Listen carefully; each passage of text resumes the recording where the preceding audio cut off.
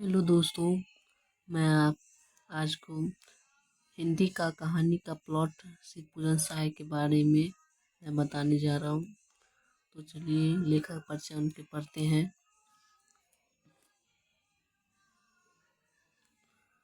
सिख पूजन सहाय का जन्म बिहार राज्य के गांव उनवास, जिला बक्सर में सन 1893 में हुआ था। उनके बचपन का नाम भोलानाथ था। 10वीं मैट्रिक की परीक्षा पास करने के बाद उन्होंने बनारस की अदालत में नकलविस की नौकरी की।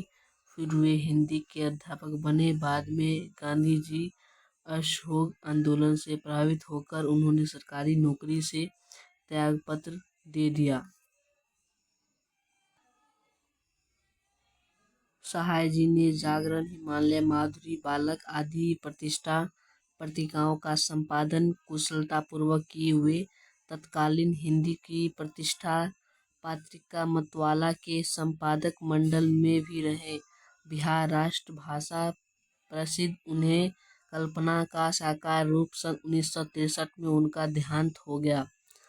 विभूति, देहाती दुनिया, दो घड़ी हुए दिन, लोग, भीम प्रतिबंध आदि उनकी प्रसिद्ध कृतियां हैं। देहाती दुनिया उनका एकमात्र उपन्यास है जो ग्रामीण परिवेश को ठेठ भाषा में उभारता है।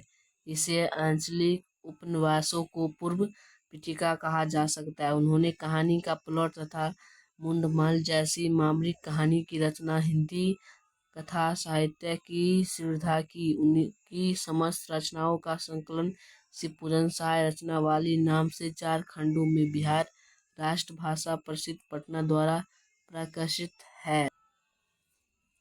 अब उनका कहानी का परिचय मैं आपको लॉन्ग क्वेश्चन सब बताने जा रहा हूँ, ऑब्जेक्टिव सब्जेक्टिव सब।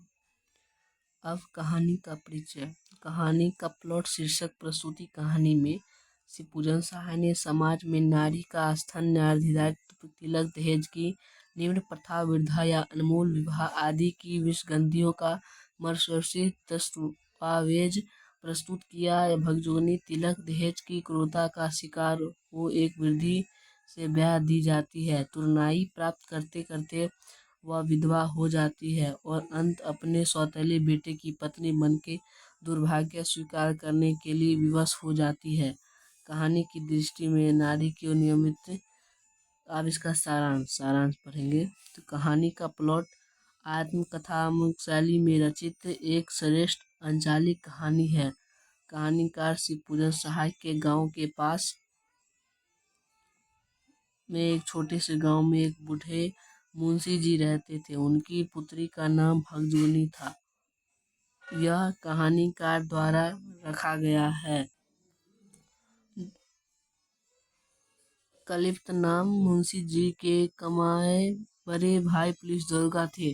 दरोगा जी ने खूब रुपए कमाए। दरोगा जी ने जो कमाया उस अपनी जिंदगी ही फूंक ताप डाला। उनके मरने के बाद उनकी केवल एक मात्र उपन्यास घोड़ी बची थी, जो महज 7 रुपए की थी। मुंशी जी ने एक घोड़े अफसर के हाथ अच्छी कीमत पर उस घोड़े को बेचकर खूब धूमधाम से दरोगा जी का श्राद्ध किया। जब दरोगा जी जिंदा थे तब मुंशी जी ने खूब मौज मस्ती की।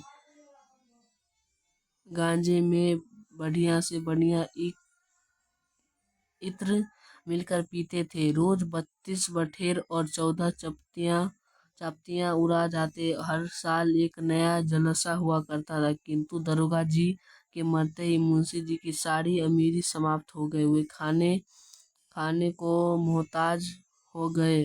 दरिद्र के जमाने में मुंशी जी 4-5 लड़के हुए, किंतु उन्हें से एक भी ना बचा। अब मुंशी जी बूढ़े हो गए और दरिद्रता के दलदल में फंस गए। तब कोर्ट में खाज की तरह एक पुत्री का जन्म हुआ। गरीब की दशा में जन्म लेते ही भगजोनी माँ के दूध से वंचित होकर टूअर कहलाने लगी। वह एक अपूर्ण सुंदर कन्या थी, किंतु गरीबी की मार ने उसे फटहाल बना दिया। गरीब का हाल यह कि 11-12 साल की उम्र में भी उसे कमर में एक पतला सा चितरा लपेटा रहना पड़ता था, जब मुश्किल से उसकी लज्जा ढकने में असमर्थ था। सयानी होती हुई भगजोनी को देखकर मुंशी जी ने उसका शादी का चिंता सताने लगी। मुंशी जी लड़के वाले के यहाँ दौड़ लगाने लगे।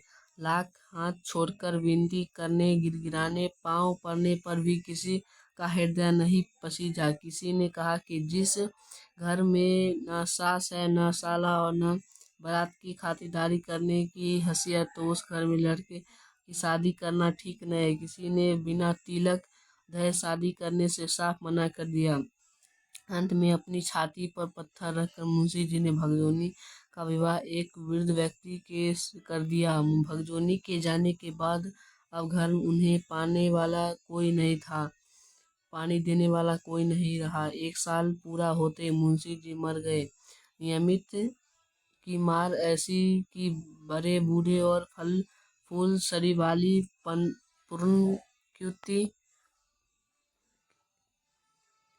बनी भगजोनी के वृद्ध पति ने इस संसार को छोड़ दिया। विवश होकर उसे अपने नवयुक्त सौतेले बेटे की पत्नी बनना पड़ा। अब है इसका ऑब्जेक्टिव क्वेश्चन। पहला, कहानी का प्लॉट पार्ट किस विधा में रचित है? तो कहानी का पाठ कहानी में रचित है। दूसरा, कहानी का प्लॉट इनमें किनके द्वारा लिखित है? कहानी का प्लॉट इनमें शिवपूजन सहाय के द्वारा लिखित है। शिवपूजन सहाय का बचपन का क्या नाम है? शिवपूजन सहाय का बचपन का नाम भोलानाथ है। दरोगा जी के मरने के बाद उनकी एकमात्र संपत्ति क्या बची थी? दरोगा जी के मरने के बाद उनकी एकमात्र संपत्ति घोड़ी बची थी। मुंशी जी के बड़े भाई किस पद पर थे? पुलिस दरोगा। शिवपूजन सहाय का जन्म कब हुआ? तो 1893 ईस्वी में। भगजोनी के विवाह में मुख्य रुकावट किस कारण आ रही थी? उसके पिता की तिलक दहेज देने की अक्षमता से। अब लॉन्ग क्वेश्चन। लेखक ने ऐसा क्यों कहा कि कहानी लिखने योग्य प्रतिभा भी मुझे नहीं, जबकि यह कहानी श्रेष्ठ कहानी में एक है? तो उत्तर, कोई भी महान लेखक अपनी लेखक की प्रास स्वयं नहीं करता है, उसकी रचनाओं का मूल्यांकन अन्य आलोचक ही करते हैं। यहाँ लेखक शिवपूजन सहाय ने भी अपनी सहायता का परिचय देते हुए स्वयं अल्पक कहा कि लेखक कहता है कि कहानी लिखने योग्य प्रतिभा उसमें नहीं, रचना का सामाजिक मूल्य और अपने मूल्य में समन्वय स्थापित करने का एक नया आयाम प्रस्तुत करा। इसका वह स्वरूप जीवन के आसपास की घटनाओं पर आधारित होता है। वह सामाजिक घटनाओं की समीक्षा करने की उसकी समस्या को अपनी रचना में स्थान देता है। वह सामाजिक विद्रूपताओं को उजागर कर आने वाली पीढ़ी को यह संदेश वो देता है कि भविष्य में ऐसी घटनाएं पुनर्घटित नहीं हो। यह कि कहानी का प्लॉट सामाजिक बुराइयों के प्रति सचेत करने वाली एक श्रेष्ठ कहानी है। तथापि लेखक का कथन कि कहानी लिखने योग्य प्रतिभा उसमें नहीं है। अब है दूसरा क्वेश्चन। तो मैं आपको स्टेप बाय स्टेप 12 क्वेश्चन है, मैं आपको दिखाना चाह रहा हूँ। तो 12 दूसरा क्वेश्चन वीडियो रोक के उतार लीजिएगा, क्योंकि अगले पार्ट में मैं अच्छी तरह के सॉल्व करके बताने जा रहा हूँ क्वेश्चन को। जैसे कि पहला क्वेश्चन ये इतना बड़ा है तो छोटा करके।